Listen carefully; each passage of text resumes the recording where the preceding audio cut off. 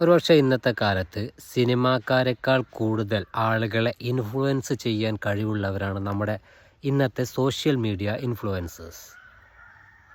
നല്ല കാര്യങ്ങളും നമുക്ക് അവരിലൂടെ ഇൻഫ്ലുവൻസ് ചെയ്യിപ്പിക്കാം, മോശം കാര്യങ്ങളും അവരിലൂടെ ഇൻഫ്ലുവൻസ് ചെയ്യിപ്പിക്കാം. അതുപോലെ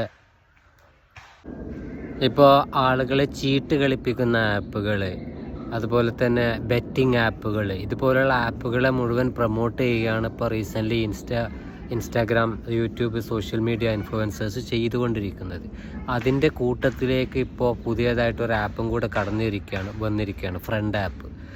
പേര് നമ്മുടെ ഫ്രണ്ട്സിനെ തിരഞ്ഞെടുക്കാനുള്ള ആപ്പാണെങ്കിലും ഇതിൻ്റെ പിന്നിൽ കുൽസിതമായിട്ടുള്ള പരിപാടികൾ മാത്രമാണ് ഈ ആപ്പ് കൊണ്ട് ഉദ്ദേശിക്കുന്നതാണ് ഇതുമായി ബന്ധപ്പെട്ടവരിൽ നിന്നെല്ലാം അറിയാൻ കഴിഞ്ഞത്. ഇത്രയധികം റവന്യൂ ഒക്കെ കിട്ടിക്കൊണ്ടിരിക്കുന്ന ഇവർ എന്തിനാണ് ഇതുപോലുള്ള ആപ്പുകളെ പ്രൊമോട്ട് ചെയ്യാൻ നിൽക്കുന്നത്? നിങ്ങൾക്കറിയാം, നിങ്ങളെന്ത് പറഞ്ഞാലും ജനങ്ങളത് അക്ഷരം പ്രതി കേൾക്കും, അതിനെ അനുകരിക്കുക ചെയ്യും എന്നുള്ളത്. പിന്നെ എന്തിനാണ് ജനങ്ങളെ വഴിതെറ്റിക്കുന്ന രീതിയിൽ ഇതുപോലുള്ള കുൽസിത ആപ്പുകൾക്ക് വേണ്ടി പ്രൊമോഷൻ നടത്തുന്നത്? നിങ്ങൾക്ക് യൂട്യൂബിൽ നിന്ന് അത്യാവശ്യം വരുമാനം കിട്ടുന്നതല്ലേ, പിന്നെ എന്തിനാണ് ഇങ്ങനെ ചെയ്യുന്നത്?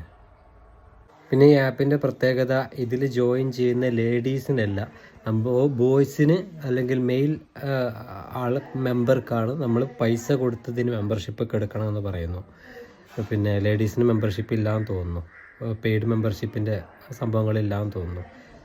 അവർ ശരിക്ക് അവരുമായി ചാറ്റ് ചെയ്യാം, വീഡിയോ കോൾ ചെയ്യാം, അവരുടെ സമ്മതം ഉണ്ടെങ്കിൽ വീഡിയോ കോൾ ചെയ്യാം, അതിന് നമ്മൾ പൈസ കൊടുക്കണം.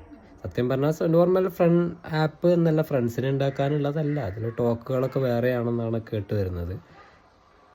പിന്നെ ഇത്തരം ചതിക്കുഴികളിൽ വന്ന് പെടുന്ന ആളുകൾക്ക് പെട്ട് കഴിഞ്ഞിട്ട് പിന്നെ നിങ്ങൾ ഒന്നും പറഞ്ഞിട്ട് കാര്യമില്ല.